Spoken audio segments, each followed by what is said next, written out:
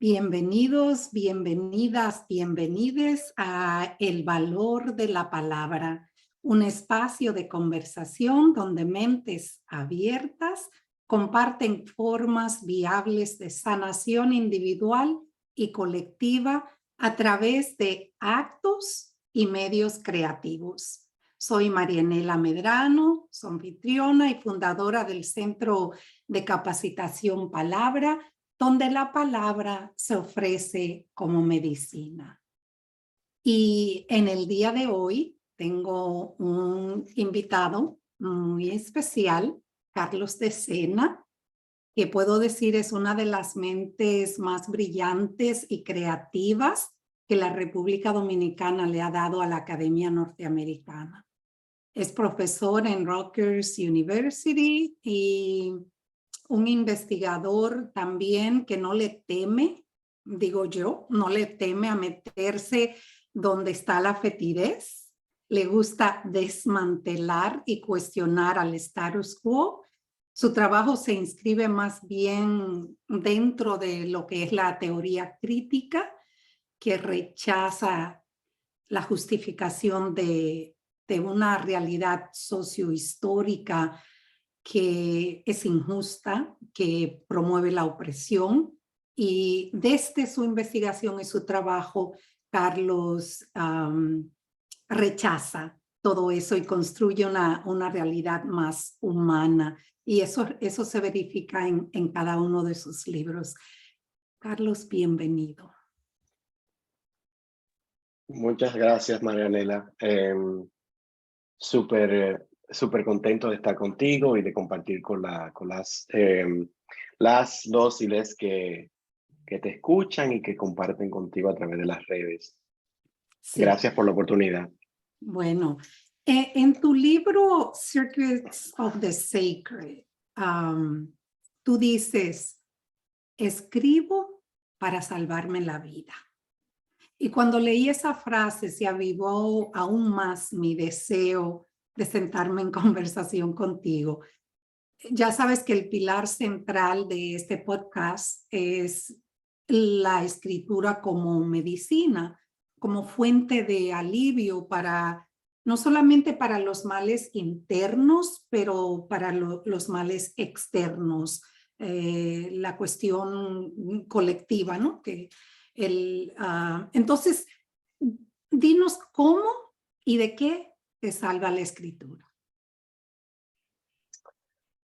Bueno, cuando yo nazco y me crío en Santo Domingo, en el barrio San Juan Bosco, frente al Colegio Don Bosco, en una época en la que no había una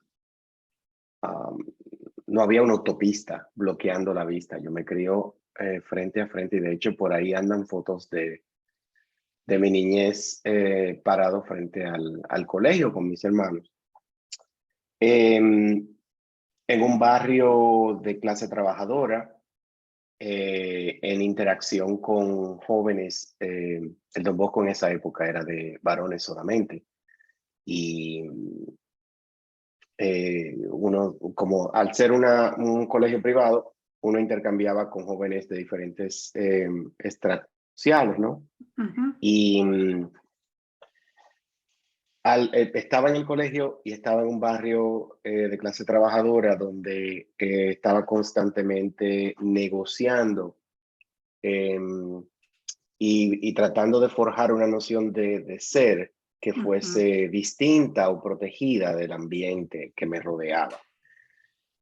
Para mí los libros fueron fundamentales en ese sentido. La palabra como ancla, tanto ancla como hélice, ancla en el sentido de poder aterrizarme y encontrarme con personas cuya sensibilidad se pareciese a la mía, a la que yo estaba desarrollando como joven, y también que me diesen la oportunidad de imaginar mundos distintos al que yo vivía, que lo viví como joven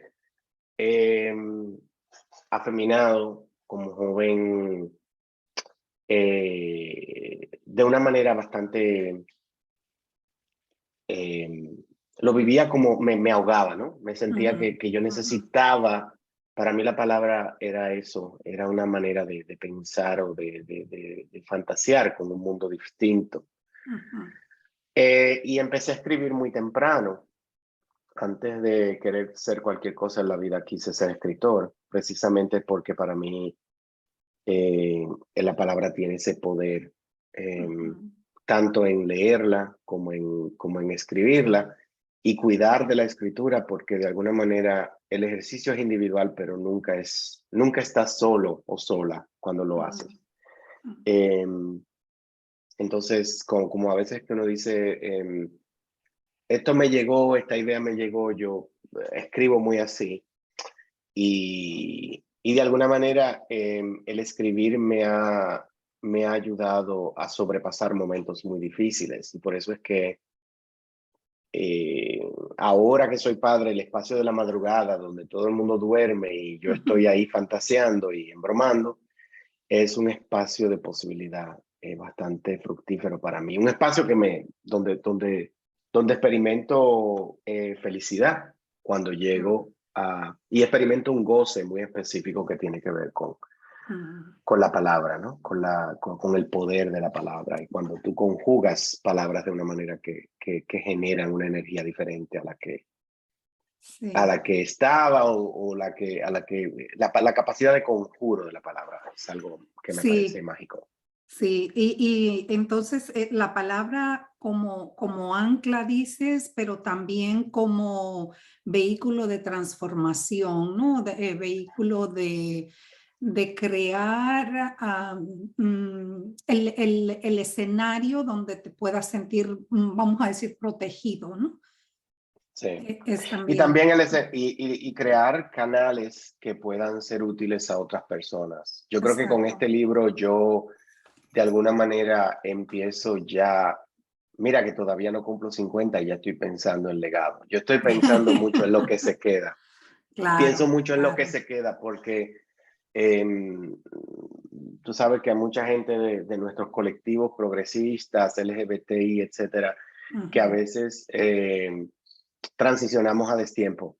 sí. Y eso es una posibilidad. Ujú, Entonces yo con este libro como que vi y desde que me hice papá estoy como muy alerta, ¿no? ujú, A lo que se queda. ¿Qué es sí, lo que quiero dejar? ¿Qué es lo que claro. quiero que viva, que vaya más allá, que se extienda más de lo que mi carne permita, de lo que mi propia vida permita, ¿no? Sí, me parece interesante también que dices en el último libro, creo que fue, que dices que buscas ese momento cuando tus hijos comiencen a cuestionar, ¿no? Lo que estás escribiendo. En Circuits of the Sacred, logras tanto. Tu exploración de lo que significa una identidad transnacional negra, latinex y caribeña, conjuntamente con la espiritualidad queer, o lo que tú llamas fagotology, que me parece sensacional, representa un salto de avance para el pensamiento latinoamericano. No solamente para el pensamiento caribeño, pero para el pensamiento latinoamericano. Hay una diferencia entre el Carlos de sujetos tácitos, entonces, y el Carlos que escribió Circuits of the Sacred. Wow, qué pregunta. Gracias por hacer la pregunta. El Carlos que escribió Circuits Ujú, es el Carlos que se dejó ser ujú, escritor. ujú, Es un Carlos que se acerca más a lo que... Mira, cuando yo terminé Sujetos Tácitos para mí fue súper importante y tú sabes todo un poco del tiempo que tomó traducirlo y llevarlo a Dominicana y para mí fue poder estar en la Feria del Libro para mí, un niño que creció yendo a la Feria del Libro y viendo el espacio de fantasía y posibilidad que era la Feria del Libro, yo poder estar en mi país con mi gente presentando mi libro eso fue, y esto acaba de pasar, ¿no? Pero Sujetos Tácitos tenía mucho que ver con el académico, el proyecto de la academia, y encontrar una forma de balancear el impulso creativo con el tema de la academia, porque es un libro para tenure, es un libro que aunque hace mucho más de eso, o se excede o se desborda, realmente es un libro que pretende cumplir como, con ese requisito, ¿no? Eh, con Circuits, a mí me tomó mucho tiempo escribirlo. Hubieron partes del libro que pasaron mucho antes de que yo pensase el libro en sí. El libro te tomó, perdón, 10 años, ¿no? Sí, 10 años. Y de hecho, yo creo que hasta un poco más, porque hubieron partes del libro que nacieron antes de que el libro per se existiese. Entonces, por ejemplo, Gina Ulyss, que es una de las que escribe ella, con Gina y yo empecé un libro que se llamaba Body Portals en el 2012-13, pero que yo estaba tan harto de la academia y tan como que todo eso me asqueaba de una manera tan grande que la escritura se convirtió en un escape. Entonces yo escribí esta cosa que al final la puse en una... Lo que sobrevivió de ahí fue un pedacito cortito que publiqué de mano de Gina, que se llamaba Body Portals, que era un libro fantasía que yo pensaba que otra persona iba a escribir. Yo lo estaba como pensando, y mira que esto, qué sé yo, y yo termino escribiendo ese libro. Me doy cuenta cuando Gina lee el libro y dice, pero esto es lo que tú dijiste que ibas a hacer, o me lo dio a entender, tú sabes, y yo dije, wow. Entonces, el Carlos de Tacit Subjects está todavía muy anclado, ya una persona más joven, todavía bregando un poquito con la misma toxicidad que yo pongo sobre el tapete en Circuits. El Carlos de Circuits, yo sabía que Circuits tenía que comenzar en un sitio distinto de donde yo llegué con Tacits, ¿verdad? Y es un Carlos que se acerca más al escritor que yo siempre he querido ser. Entonces, a esa sensación de libertad, ¿no? De que yo puedo hacer con esta vaina, de que yo puedo realmente trabajar con esto y hacer algo bello, algo distinto, algo original y nada, Y lo esa es lograste, la sí. Lo lograste, porque gracia. lo que está ahí también está la rigurosidad, existe, no hay duda, ¿no? Pero está el juego, está el desenfado, está mezclado también con esta voz muy fuerte que no deja pasar nada. Porque en ese libro no dejas, como dicen en inglés, no dejas ninguna piedra, ¿no? Que no hay ninguna piedra que no levantes, que no busques lo que hay debajo. Ese término, phagothology, la idea de lo erótico en lo divino, la médula del pensamiento crítico queer y negro, o lo que tú describes como el pensar maricón. Pero yo tengo una curiosidad. ¿Por qué dejas fuera esa, una relación que para mí es inextricable entre lo negro y lo indígena? Ya sabes que para mí no hay separación, ¿no? Con el uno del otro, sobre todo en la historia dominicana. Eh, o sea, hablas de la libertad que encuentras, ¿no? Cuando entras a ese mundo de lo negro, de la santería, pero no haces mucha mención de lo indígena como tal. Sí, definitivamente ahí una de las cosas que ocurrió fue que una versión temprana del libro, yo, yo empecé a trabajar lo que iba a ser la conclusión, supuestamente, del libro, ¿no? 3 páginas, un epílogo, una cosita chiquita. Mm. Y aquello empezó a agrandarse. Y tenía que ver, esa parte no llegó al libro, Mm. porque fue una parte donde yo empecé a pensar toda la relación nuestra, y en esto me dirijo a lo personal, es decir, Mm. nosotros vivimos en una casa, somos propietarios de una casa que Mm. les fue robada a los Lenape, de la tierra robada, de Claro, settler claro, claro. land, Ujú, aquí en New Jersey. ujú, Y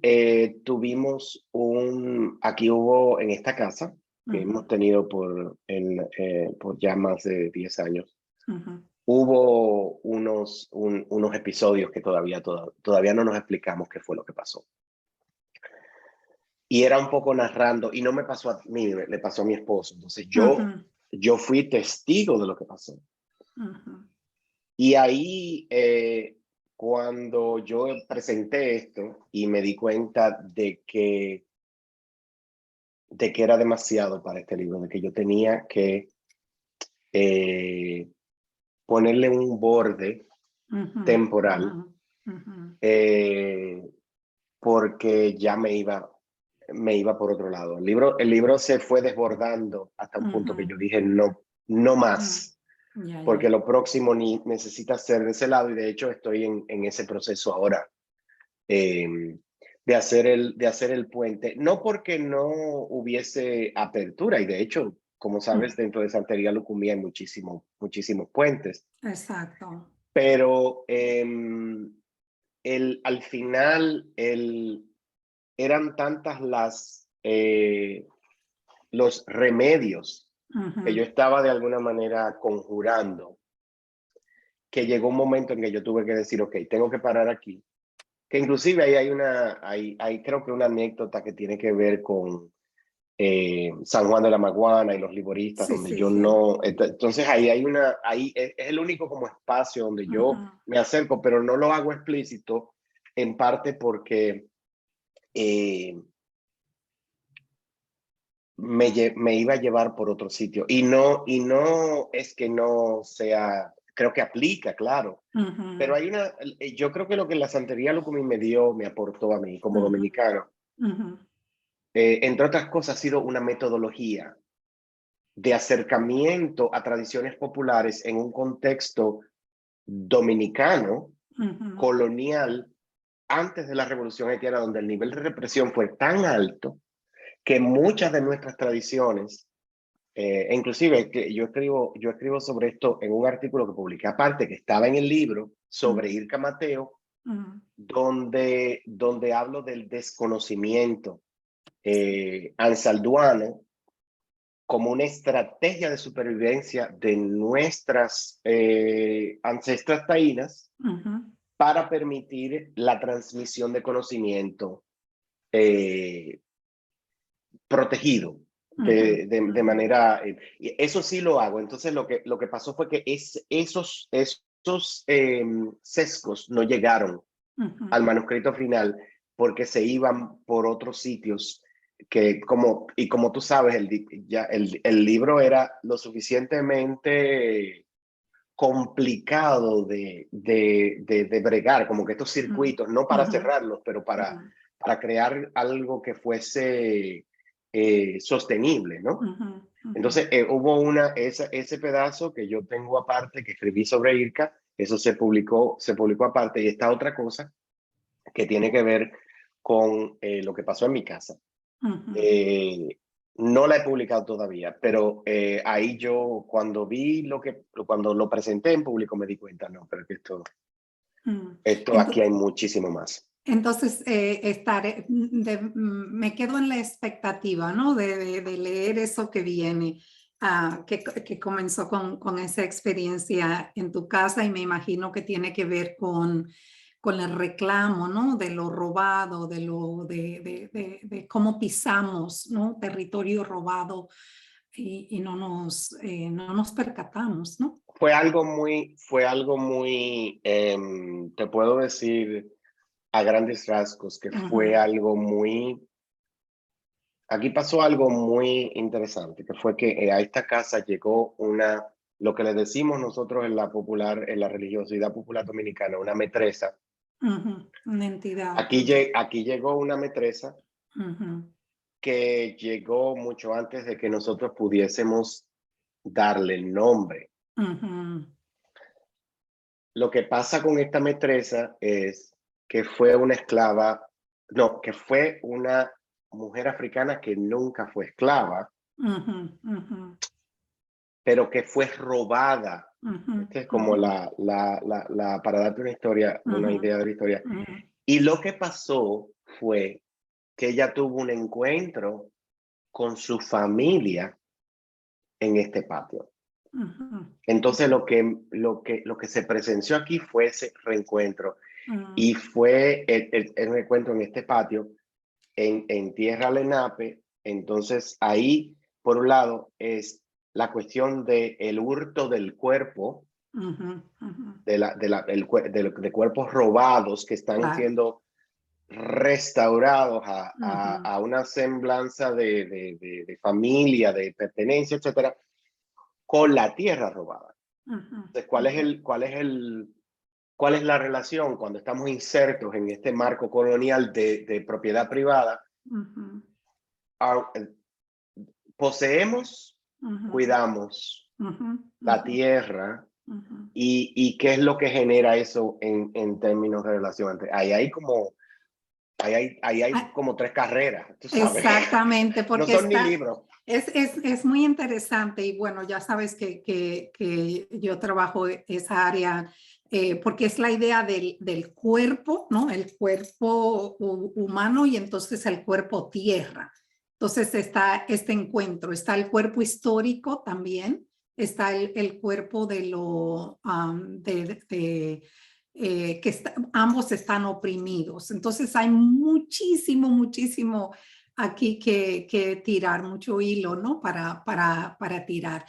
Tu experiencia con la santería, dices que la santería, más que tú encontrarle, te encontró a ti.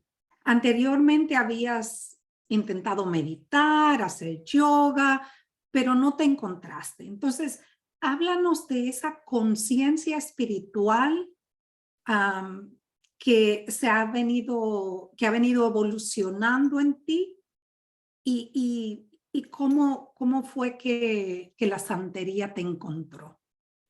Cuéntanos. Y perdón, Carlos. También quiero que para la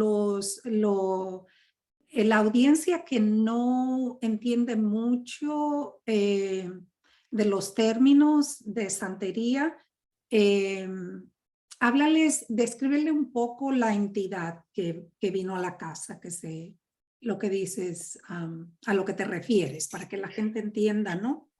Dentro de la religiosidad popular se le llama una metresa, la religiosidad popular dominicana. Dominicana. ¿No? Dentro de la santería se habla de un ancestro, de una ancestra o de un muerto. Uh -huh. Se habla el término coloquial es un muerto y en Uh ese -huh. sentido se habla de un ancestro. Exacto. No es muerto a la Stephen King, por decirlo de alguna manera. Son entidades, son presencias ancestrales que están conectadas a uno o a una por lo que se llama dentro del espiritismo y de la santería el cuadro espiritual. A veces son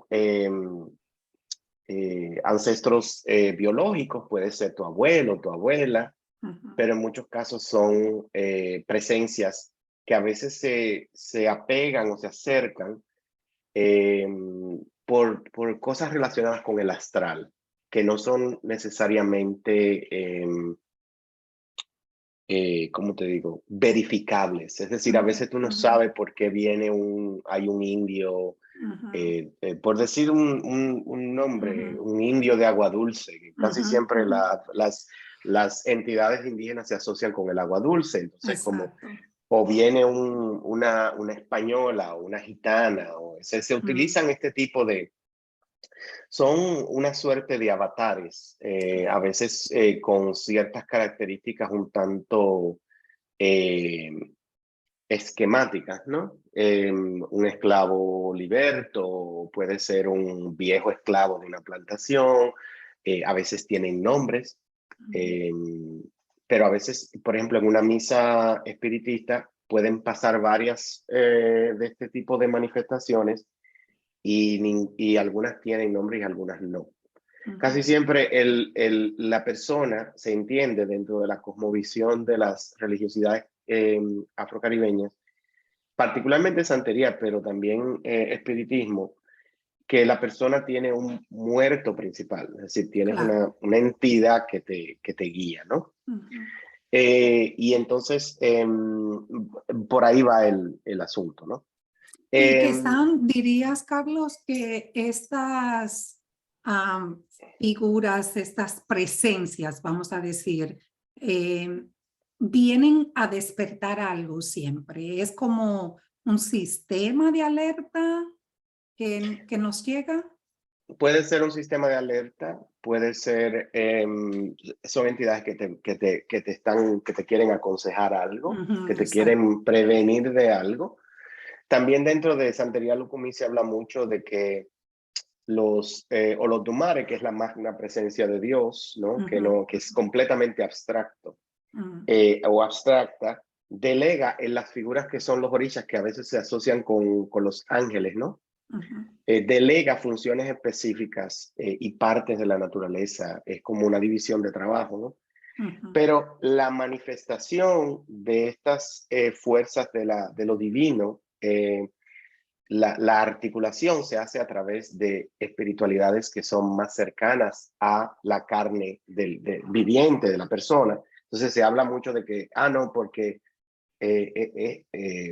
Obatalá se manifiesta por acción de espíritu. Lo que se quiere decir es que Obatalá directamente no llega, sino que lo que te tantea, lo que te Ujú, toca como ujú. ser humano, es una energía relacionada a una ancestralidad, conectada con Obatalá, pero que no es Obatalá mismo. Es más o menos así. Sí, Y claro, esto es como lo entiendo yo estoy seguro, porque también dentro de estas comunidades hay mucho debate sobre claro. cómo se manifiestan estas fuerzas, pero la idea principal es que, por lo menos en el caso acá, esta figura, esta energía, llegó a esta casa. Esta energía no necesariamente estaba aquí, pero Ujú, hubieron ciertos encuentros que supuestamente se dieron en la casa.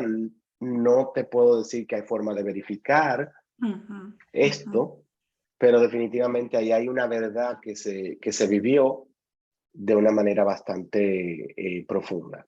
Mm. Para decirte sobre lo de la espiritualidad, yo me declaro ateo cuando salgo de República Dominicana, a los 15 años, porque yo privaba en Martín Lutero y cuestionaba todos los curas y todo eso, y salía, yo fui al colegio Don Bosco, es decir, que estaba bien metido en cosas de religión, quise ser cura, todo eso, quise ser santo, todo eso. Pero lo Eh, eres. Sí, bueno, lo quedé, como sabes, y como narra el libro bien, por otro camino, ¿no? No el Mm, camino de la catolicidad que me ujú. enseñaron, o la catolicidad hegemónica, eh, pero otro camino. Entonces, ¿cómo te digo? Tuve muchos años sin religión, por decirlo de alguna manera, pero con un deseo bastante vehemente de mantenerme conectado a vibraciones que iban más allá de mí mismo. Es decir, Mm, yo estudié música clásica, casi me meto en un conservatorio, mm, eh, porque estaba muy metido en eso. Entonces la música, yo siempre dije por mucho tiempo que la música era como mi forma de rezar. No estaba rezando, pero de alguna manera esa vibración de la música. Ya cuando yo te, recibo tenure después de mi libro. Entonces empiezo a enfrentar la depresión de post-tenure. Y el ahora qué. El ahora, ¿qué hago? ¿Qué hago en este mundo? Ya me pasé tantos años en esta carrerita de ratones para llegar al queso. El queso está aquí, yo cuento con trabajo, cuento con estabilidad. ¿Ahora qué hago?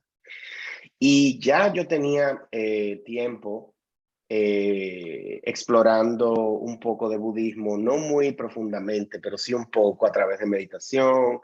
El yoga siempre me ha interesado, y otras tradiciones, tanto teístas como no teístas. Yo me interesaba, pero no encontraba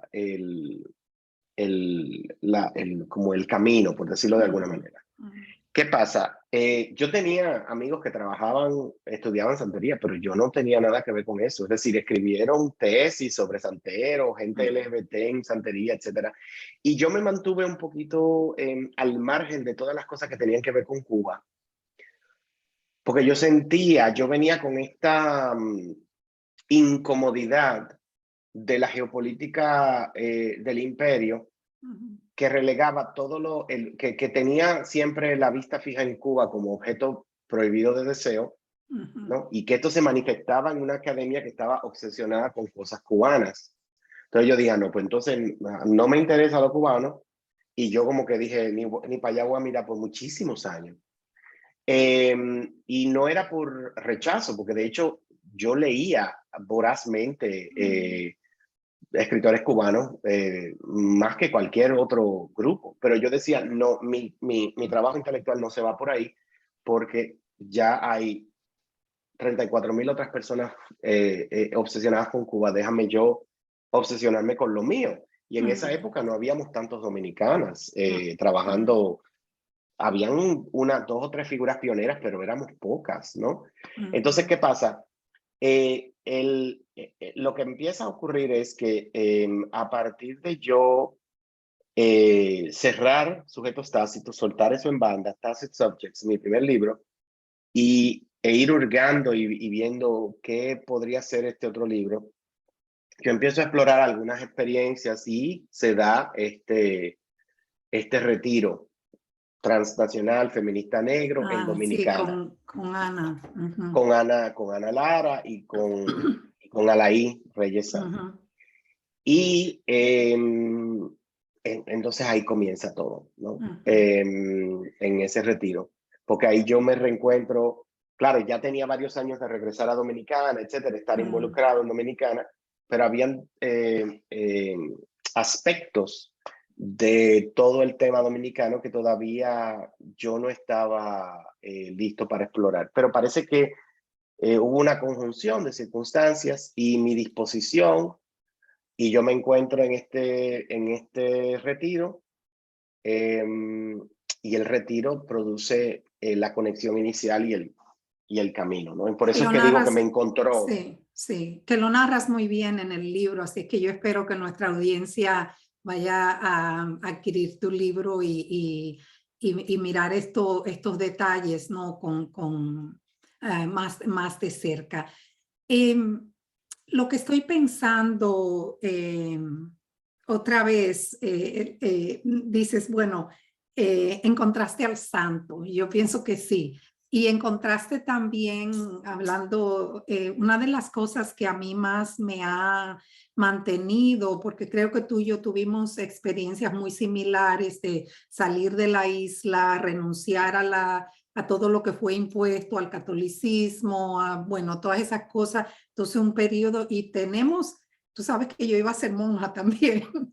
Entonces hubo ese periodo de, no creo en nada. Y luego para mí fue encontrar el budismo que me acercó mucho a mis raíces. Y ahí fue que comencé como a tener confianza, a que sí yo puedo volver, a que sí hay entidades, a que sí hay todo un sistema holístico que me puede solventar y que también, que soy una persona innatamente buena, que no hay nada malo, ¿no? Nada de mea culpa, mea culpa. Entonces, me alegra tanto que puedas decir, encontré ese santo, esa entidad que está bien desde donde quiera que le mires, ¿no? Ahora, en el libro tú hablas, estoy hablando de tu último libro, de Circuits, tú hablas de una sensibilidad masculina gay. ¿Se pueden reconciliar phagocytology y la masculinidad sana, que me imagino es la que te refieres, ¿no? Porque existe la masculinidad tóxica y la masculinidad sana, holística, yo diría. ¿Se pueden reconciliar? Sí, es una,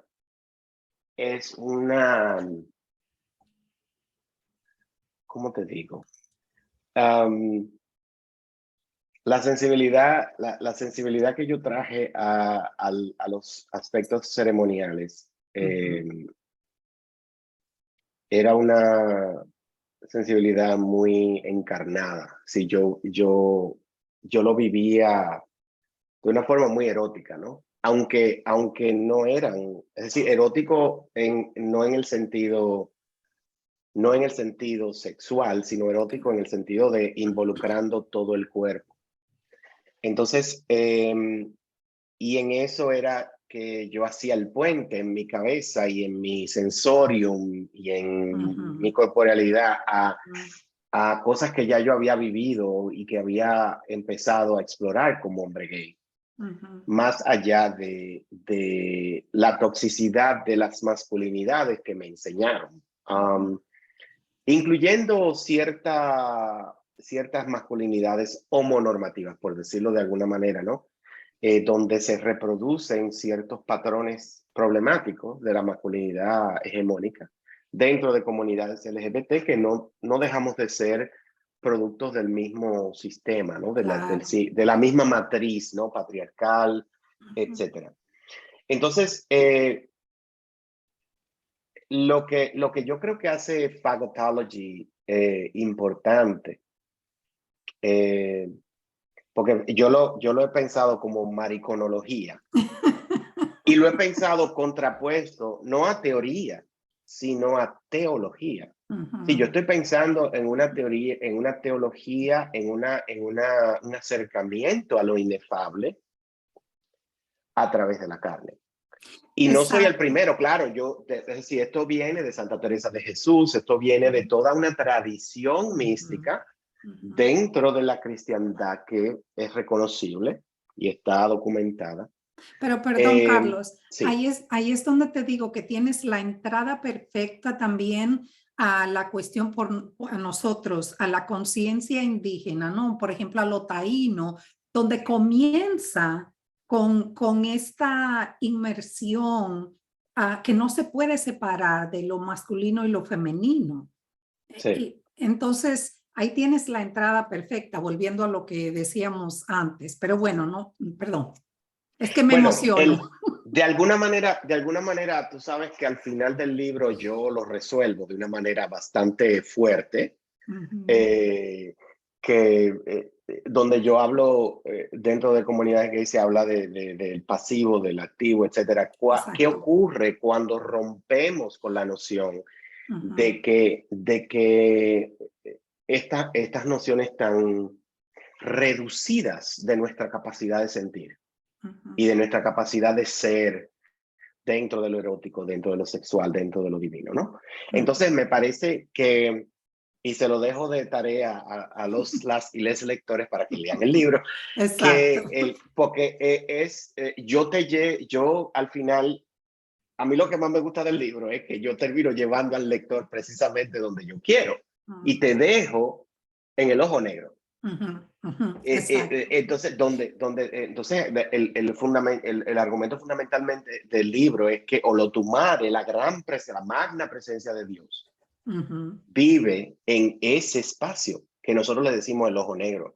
Y el ojo negro no es el ojo negro, el ojo negro de la, ¿cómo te digo? El ojo negro de la física, el ojo negro de que está, nos arropa por completo, pero no sabemos No lo sabemos. mm, No lo sabemos hasta, y mira que me engranujo cuando te lo digo, mm, yo digo que Olodumare era la magna presencia que yo no sabía que estaba conmigo hasta que mi mm, madrina me abrazó.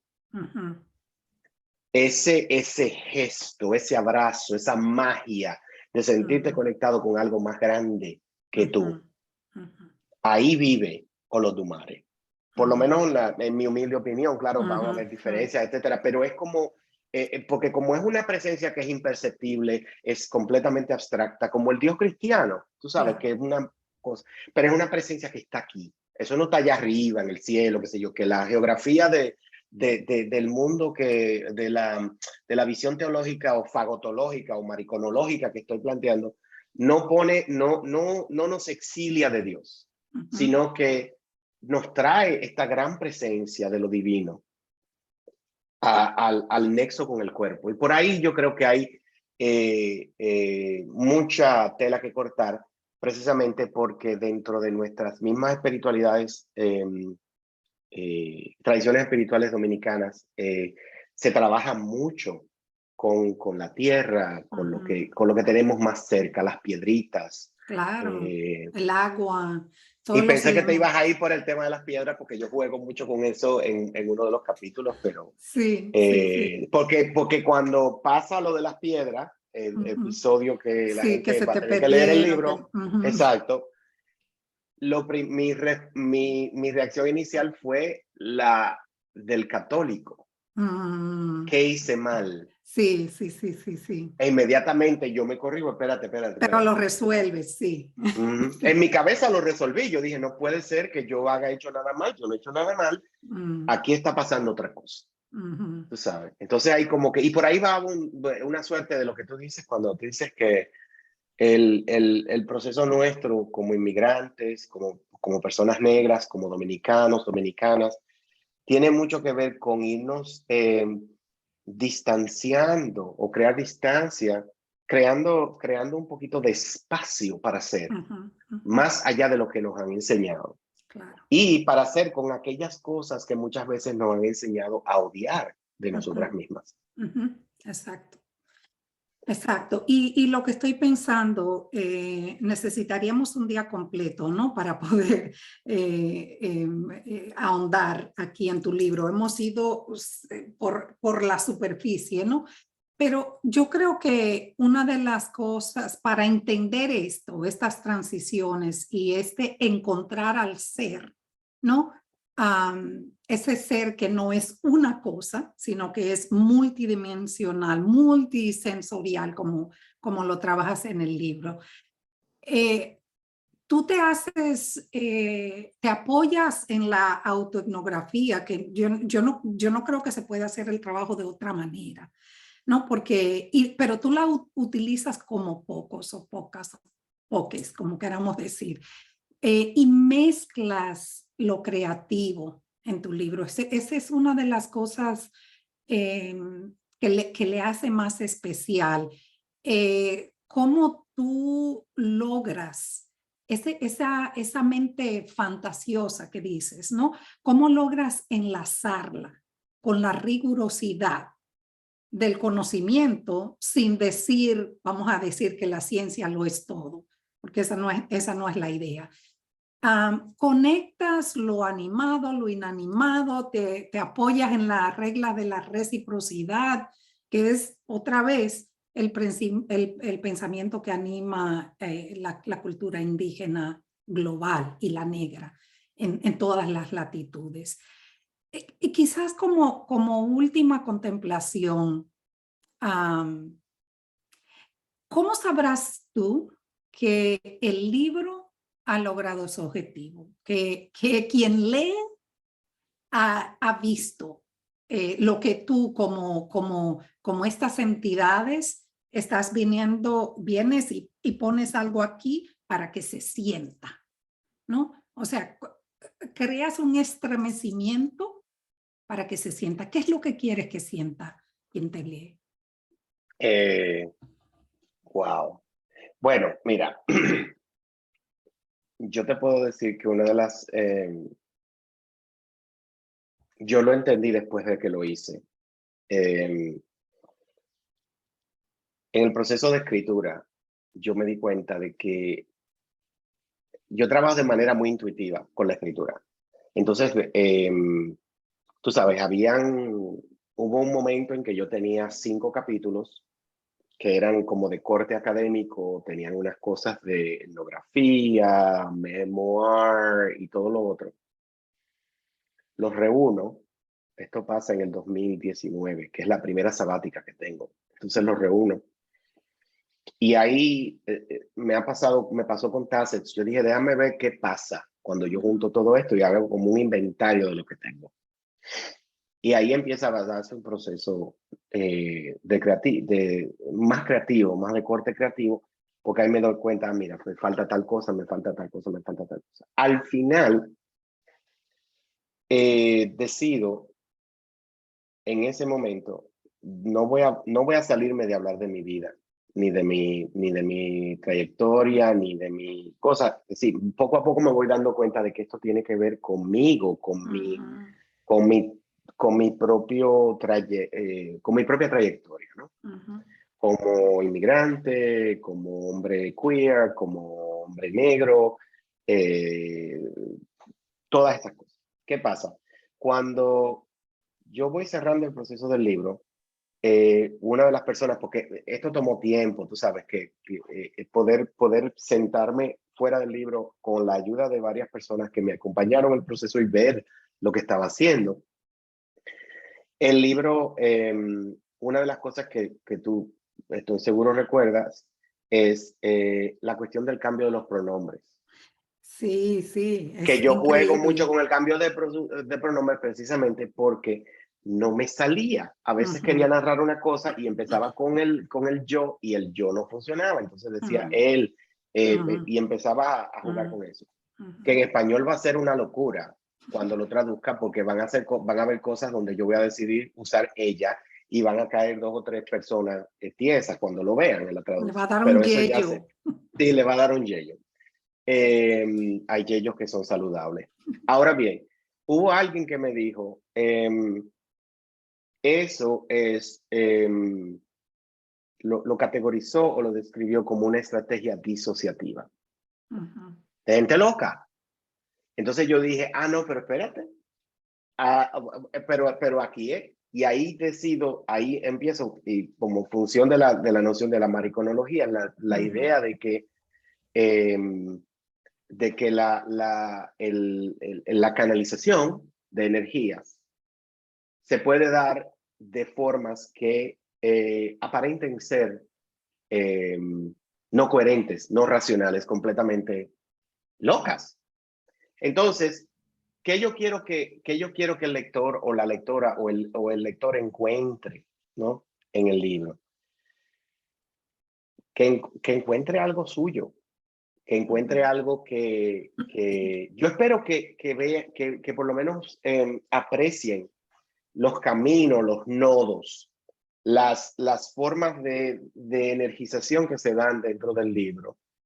Y que aprecien que, específicamente los académicos, que hay muchísimo más que podemos hacer con el proyecto de la academia. Exacto. Que lo que nosotros hacemos, lo que nosotras podemos hacer es mucho más de lo que nos han enseñado. Y podemos acercarnos más en práctica y en articulación a lo que hacen los artistas. Si yo lo pienso, como que yo me di permiso de ser más un artista con este libro que con Tassets. En Tassets ahí todavía estoy tratando de ser el académico. Y claro, va a llegar un momento en que eso es algo que uno tiene que estar hurgando y trabajando, etcétera. Pero hay momentos en ese libro que lo que yo siento que logro y la vibración que me produce y la emoción que me produce tiene mucho que ver con ese permiso. Ojalá que las personas que lo lean se encuentren, descubran eso, ¿no? Y que de alguna manera esto les motive a ver el proyecto de conocimiento como algo un poco más juguetón, tú sabes, que es juguetón, es juguetón, creativo y todas esas cosas, una cosa un poquito menos atrofiada por claro. institucionalismos Y sin miedo, trogloditas. sí, y sin miedo, no, sin miedo a acercarse. Por ejemplo, lo que yo sé que tú en el libro te apoyas en dos madrinas grandes para nosotros, que son Gloria Ansaldúa y María Lugones. Ujú. Pero no tener ese miedo a lo femenino, ¿no? Porque ese es el problema Sí, con las sociedades o el pensamiento patriarcal. Es el miedo que produce pánico y que también estanca el pensamiento. Porque si te quedas solamente mirando un ángulo, te vas a atascar. Entonces, con ese jugueteo, con eso que haces, con usar el yo se muda de lugar, se vuelve colectivo, vuelve a la individualidad. O sea, esa creatividad que usas, abres un espacio que yo estoy segura, y sí estoy segura contigo, de que va a crear una transformación en las personas que lean tu libro. Um, déjame ver, yo te puedo hacer una última pregunta. Cuando yo estoy trabajo con algo que en inglés le llamamos mindful writing, que sería escribir con atención plena, ¿no? Siempre la gente habla de ese crítico o esa jueza interior que no les permite, son como demonios interiores que están siempre criticando, martillando, y las personas entonces tienen mucha dificultad en poder expresar, ¿no? Porque todo hay una especie de censura siempre que está ahí. ¿Te atacó ese demonio a ti mientras escribías o estaba vociferando o diciéndote, Carlos, por ahí no? ¿A eso apuntabas antes? ¿Y cómo resolviste eso? ¿Puedes decir un poquito más? sí, los años que me tomó llegar a esos 5 capítulos, ese momento de agrupación, yo creo que ahí yo también, porque estaba viviendo cosas personales, cosas de trabajo, y tratando de escribir dentro de ese contexto, yo creo que sí me atormentó mucho, ¿no? Ese diablillo interno. Ujú, Pero una de las cosas que a mí más me gusta de ese momento de la escritura, cuando ya tú no sabes lo que es, pero tú sabes que tienes algo más sustancioso que solamente un ensayo. Tienes un grupito. Y ujú, esto es algo que hay que encontrar, ¿no? Un claro. proceso de imaginación. Yo me descubrí, yo me solté la trenza. Y Ujú, lo que yo creo que el libro hace es que eso, es porque tiene mucho que ver con ese caparazón. ujú, Un gran ancestro mío, casi ujú, gran amigo, hermano, que cumplió años ayer, Tony de Moya, ujú, ujú, hablaba, eh, hablaba mucho tiene un ensayo donde él habla de la masculinidad, de la hombría como una camisa de fuerza. sí, exacto. Y yo creo que la gran camisa de fuerza mía como intelectual ha sido la academia, aparte de la masculinidad que me enseñaron. Entonces, al yo dejarme ser, soltar la Ujú, trenza, dejar sí,